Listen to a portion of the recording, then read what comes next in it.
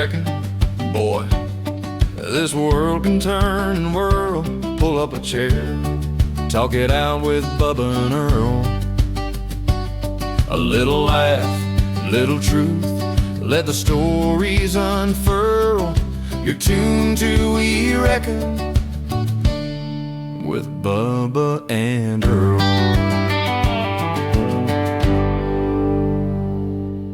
Earl, I just learned defense missiles cost $12 million each. Well, that sounds about right. Earl, if somebody launches a cheap rocket at us... Yeah?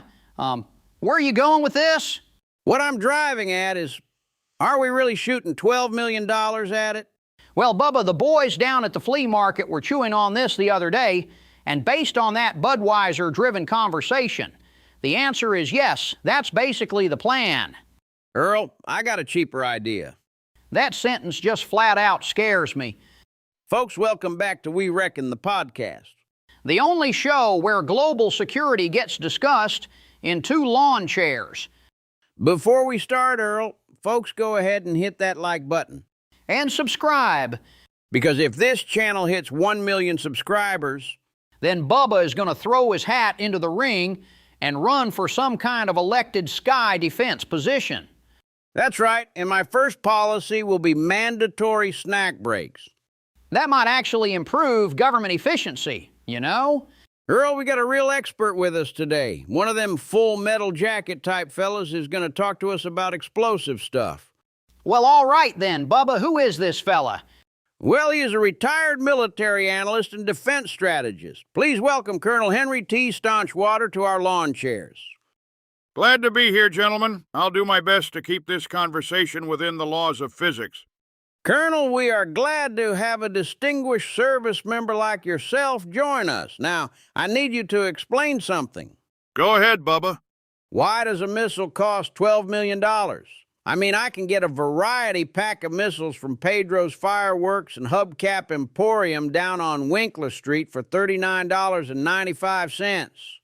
Now, Bubba, I am sure Pedro runs a fine establishment, and I don't want to besmirch your colleague, but you have to understand, modern missile defense interceptors contain radar systems, targeting computers, propulsion systems, and advanced sensors designed to intercept incoming threats in midair. That's all well and good, Colonel, but it can't be that complicated. Hell, my half-cousin Darrell built him a rocket once. That sounds unsafe on general principles alone, not to mention the fact that your cousin Darrell has body Tourette's after that fan-dangled alien incident. Well, he did, Earl. Darrell taped 3 bottle rockets to a mailbox. That's not aerospace engineering. Earl, it launched about 12 feet. Then what happened? The mailbox caught fire. That is precisely why missile development normally involves trained engineers. Colonel, let's stay away from Bubba's half-cousins, or we are going to need to get other government departments involved. Now, explain something to us. I understand, son. Now what's your question? These missiles are used to stop incoming rockets, correct? Correct. They intercept incoming threats before they reach their target. So we shoot a missile to stop another missile? Exactly. Earl, that's missile-on-missile violence. Yeah, that's the whole point, Bubba. Let me understand this. Somebody fires a cheap rocket at us. Let me understand this. Someone shoots a cheap rocket at us and we shoot a $12 million missile at it? In some cases, that's correct. Earl, this don't make no sense to me. That's like killing a mosquito with a pickup truck. Oddly enough, Bubba, that's not the worst analogy I've heard. Colonel, I got a serious question. This ought to be good. Go ahead, son. What happens if we run out of missiles? Well, in reality, the United States has multiple defense layers, including aircraft, naval systems, and alliances.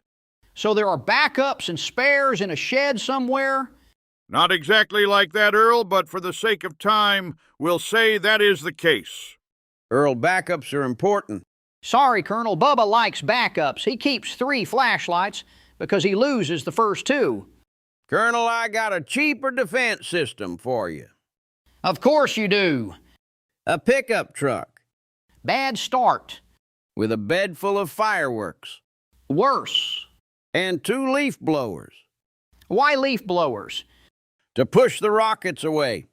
Bubba, physics does not support your strategy, and neither does my 30 years of combat experience. Bubba has invented the world's first redneck missile defense system. I bet the missiles will have sponsorship stickers on them like they were running in a NASCAR event. Well, it's affordable. I will say this. Defense planners do care deeply about cost efficiency. However, I think you might need to think a bit more high-tech. I don't mean to discourage your creativity, but I have never seen leaf blowers at Northrop Grumman training facilities.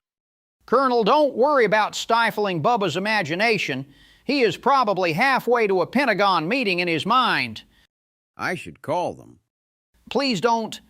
Bubba, I agree with Earl on this one. Why don't you hone your defense system a bit prior to engaging anyone else on this matter? Well, I will reckon on this a bit further, I suppose. I want to thank Colonel Staunchwater for his time, and hopefully he and the fellas at NORAD can keep those $12 million missiles from hitting $6 kites.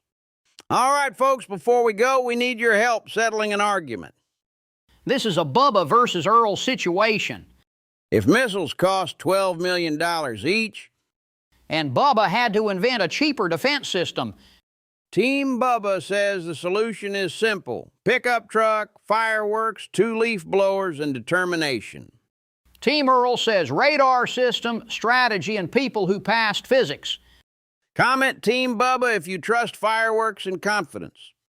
Or comment Team Earl if you trust math and experts. We'll count the votes. And Bubba will still think he's right. Also, don't forget to like and subscribe. Because clearly someone needs to supervise us. We'll see y'all next episode. Until then, we will be sitting here thinking about it wrong. How do we reckon, boy? This world can turn and whirl.